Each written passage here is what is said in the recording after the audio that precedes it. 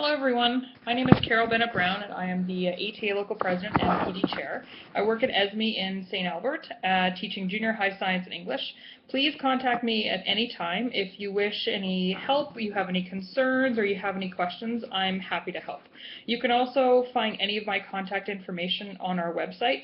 That is ata23.org, and both my phone number and my email address are available. You may also want to, if you're a Facebook person, like our Greater St. Albert Catholic Teachers Local 23 Facebook page, and that has current information with issues or anything that's sort of coming up in the news. So, to start the day, good morning, and welcome to our ATA Institute Day 2013.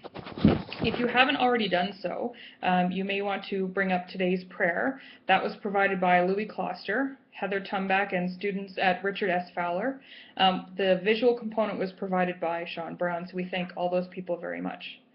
So if you want to go to our website and pull that up, or I added the YouTube address directly onto the email before this speech. If you've already done with the prayer, you might want to just keep listening for other current information and news. To start, things that are important with the PD committee.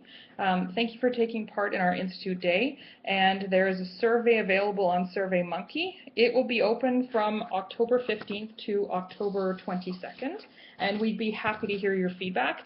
So anything to do with format or theme or collaboration, please let us know. So that's open from October 15th to October 22nd. As well, with PD, last year we actually started a pilot project to give away $500 to some personal PD. We are very happy with the feedback we received. The 10 people who were picked last year were extremely excited to be able to do some things for themselves, by themselves.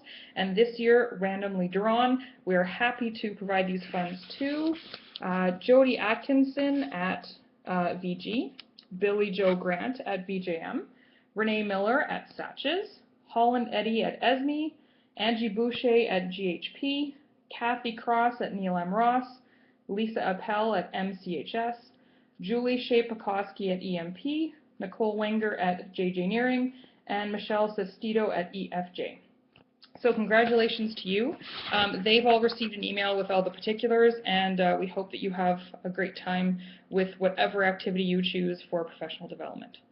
As well with PD, this year we've decided to try something for wellness, and so we decided to put together $50 for approximately one person per school. For some of our smaller schools, we stuck you together so at least the number of teaching staff was about equal throughout the draw. This $50 can be used for things such as massage, a particular book you're interested in, a yoga class, maybe a swimming pool punch pass, something along those lines. And those lucky recipients have also been drawn and have been sent an email. And they are Sherry Croston from END, Amanda Mantica for MCHS, Josie Cansian and Legal, Kathy Rasmussen at Satches, Shelley Harvey at VG, Jeanette Jolicoud at EMP, Mark Loisel at VJM, Denise Royarkers at BK, Cami Fian at ESME, Charlene Vivros at JJ Nearing, Shauna Gallagher at RS Fowler, Bonnie McConnelly Wilson at EFJ, Stacy Paladwar at Albert Lacombe, Shelby Moser at GHP, and Jody Savoie at Neil M. Ross. So congratulations to all of you. And once again, there is an email sent to you. If you have any questions, please let me know. So we're hoping to do the same thing next year. Please provide any feedback about how that wellness draw or the $50 supported you as well. Also with PD, we did some PD book clubs last year. And just like last year, we're looking to start some PD book clubs again. If you have any interesting titles or ideas, please pass them along to myself at ESME or Robert Kelly at JJ Nearing. He's the PD co-chair. This would be fine to send through GSacred email. And our PD grant would be able to cover the cost of the book for up to 15 people per book club. So please let us know if you're interested in a particular book, and perhaps you already have a group of people who are interested in joining. Next on the list would be our civic elections, and so we're happy to help with the trustee election portion of things. A big thank you to Richard Worth from St. Gabe's for helping to set up the trustee candidate survey and also the forum. So the survey results can actually be found on our locals website. Once again, that's ata23.org. And our candidate forum is actually October 16th, so tomorrow, at Satch's in the Hawk's Nest, and that begins at 6:30 p.m. So please come forward, come out, ask some questions, or even just to listen to the debate and the discussion that's going on. Next on our list is to discuss the C2 committee. Now, that acronym seems to be a little bit troublesome for some people, but in our legislative settlement, the government asked that committees were struck to talk about teacher workload. So we have a subcommittee that gives some feedback, but we also have a primary committee, and those are the people that actually meet and discuss things.